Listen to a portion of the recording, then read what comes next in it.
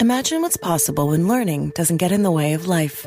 At Capella University, our game-changing FlexPath learning format lets you set your own deadlines so you can learn at a time and pace that works for you. It's an education you can tailor to your schedule. That means you don't have to put your life on hold to pursue your professional goals. Instead, enjoy learning your way and earn your degree without missing a beat. A different future is closer than you think with Capella University. Learn more at capella.edu. At Sierra, discover great deals on top brand workout gear, like high-quality bikes, which might lead to another discovery. Getting back in the saddle isn't always comfortable. Good news is Sierra has massage guns. And chafe wipes, too. Discover top brands at unexpectedly low prices. Sierra, let's get moving. This is Optimal Health Daily. How to deal with friends, family, and coworkers while dieting by Matt McLeod of mattmcleod.org, and I'm your host and narrator, Dr. Neil. Hey there, happy middle of the week Wednesday, and welcome back to Optimal Health Daily, where I read some of the best health and fitness blogs to you, usually with a little bit of my commentary at the end. All right, so obviously it's the new year. At some point today, you'll probably think about your New Year's resolutions. I would say on this show, that's a recurring theme. It's like every episode in itself is its own New Year's resolution. Now, I wish I could say I had planned this, but, on Wednesdays, I usually give you a little bit of inspiration, and today is Wednesday, so I'm going to do that, but it just so happens that the timing is perfect since it's a new year, so let's start the new year off with some inspiration. Quote, "Real heroes are those who fall and fail and are flawed, but win out in the end because they've stayed true to their ideals and beliefs and commitments." Kevin Costner. All right, I'm sure you're anxious to hear today's post, so let's get right to it and start optimizing your life. How to Deal with Friends, Family, and Coworkers While Dieting by Matt McLeod of mattmcleod.org. Let's play a game where we see how many of these quotes sound familiar to you.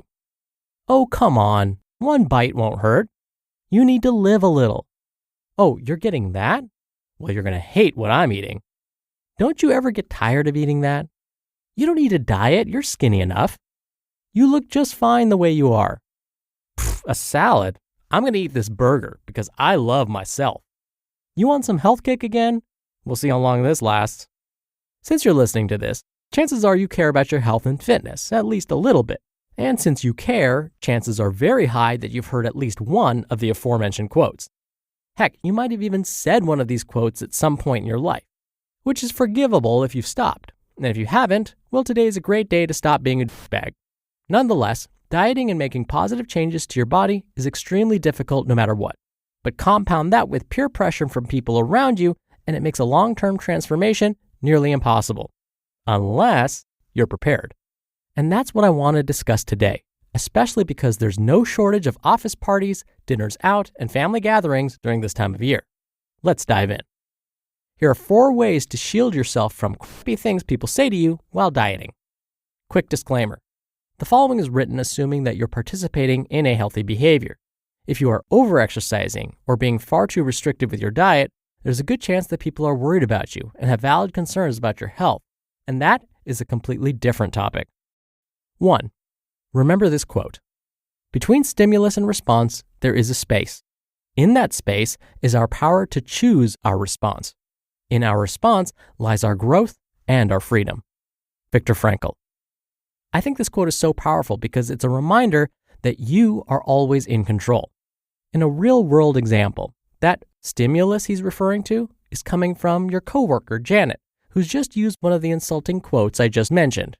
In that moment, right after she finishes saying it, there's going to be an internal response from you, maybe anger or embarrassment or insecurity or anxiety, and your cheeks will flush and you'll feel that swift gut punch.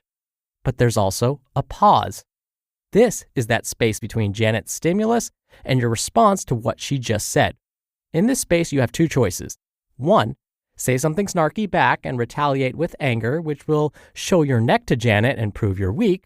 Or 2, laugh it off, ignore Janet, and continue doing whatever the heck you want, strutting off in sweet victory as Janet contemplates her sad, unfulfilling life. To me, number 2 sounds like a winner. Commit to being stronger than Janet's poor attempts at puncturing your shield of confidence. 2. If they intentionally say something rude, know that it's only a projection of their own insecurities. Once you understand this, you should honestly feel bad for them. Think of it as a child throwing a temper tantrum. The child will say hurtful things in attempts to make themselves feel better, because, well, that's basically what's going on in these instances.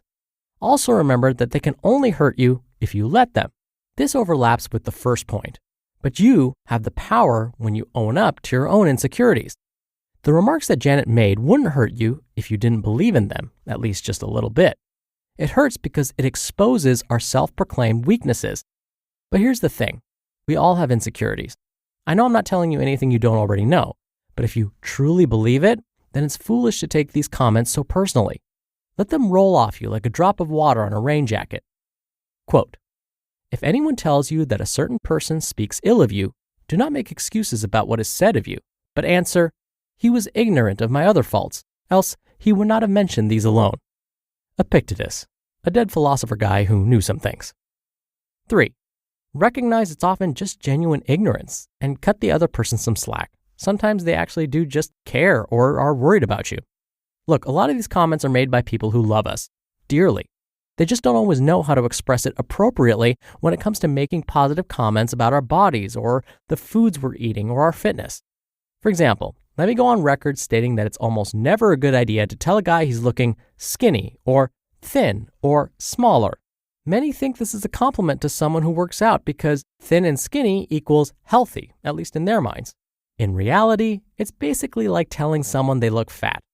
Guys want to hear lean or fit or strong, because skinny or thin can be misconstrued as weak or frail looking. Now, this isn't all guys, but I know I've heard this from plenty of other dudes too, so I know I'm not the only one who's insecure about this topic. Nonetheless, give most people the benefit of the doubt. Again, just laugh or brush it off, smile, and say, there's always room for improvement, or, something generic like that to get them off your back. 4. Turn it into a game. Literally make something up. This one is going to be a curveball, but here's an example of what I mean. Let's say Janet says to you, a salad? I'm going to eat this burger because I love myself. You respond, yeah, it sucks. I would love to eat a burger right now, but I've been having some digestive issues lately with red meat. Salad is the only thing I've been able to eat for weeks. Now, Janet feels bad, immediately backtracks, and then apologizes for what she said. Do you actually have digestive issues? Nope. But does that matter? Nope. Obviously, this may not work as well for people you know better than a coworker, but that doesn't mean you can't still just make something up. Like, I've been having diarrhea lately when I eat that. Or, I've got a bet with my sister on who can go the longest without eating sweets. Winner gets $100. Or, I'm having colonoscopy tomorrow, so I can't eat that right now. Literally, make up any excuse you want. Have fun with it. And lastly, you want to know why it's okay to make something up or tell a lie when someone makes a rude, backhanded remark to you about your diet? Because you know what? F you, Janet. That's why. You just listened to the post titled, How to Deal with Friends, Family, and Coworkers While Dieting by Matt McLeod of mattmcleod.org. And I'll be right back with my commentary. Oh, it's such a clutch off-season pickup, Dave. I was worried we'd bring back the same team. I meant those blackout motorized shades. Blinds.com made it crazy affordable to replace our old blinds. Hard to install? No, it's easy. I installed these and then got some for my mom. She talked to a design consultant for free and scheduled a professional measure and install. Hall of Fame son. They're the #1 online retailer of custom window coverings in the world. Blinds.com is the GOAT. Shop Blinds.com right now and get up to 40% off select styles, plus a free professional measure. Rules and restrictions may apply. Dr. Neal here for my commentary. I've told many a story on this podcast about how, for some reason, people are very comfortable just telling me what they see about me and my body and my appearance. I've had people tell me flat out that I look like a certain not so attractive, at least in my opinion, actor. I've had people tell me that my shoulders are too small, that my left pec is smaller than my right pec, that I have a really thin neck. And yes, by the fact that I still remember all of these things means that I do have some insecurities. And so I can completely understand if you feel the same way. As Matt mentioned, these things expose our own weaknesses, things that probably bug us already. And to have someone else point it out, my goodness, it just means that other people see it too. And that's hard. It's hard to get over that. And it's taken me a while, and I still work really hard at this. But I finally got to tip number 3. Well, I'm almost there, to be honest.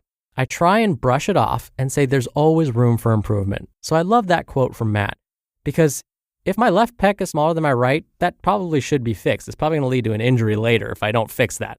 If my shoulders are too small, also could potentially lead to an injury. It means some of my other muscles are probably compensating for that.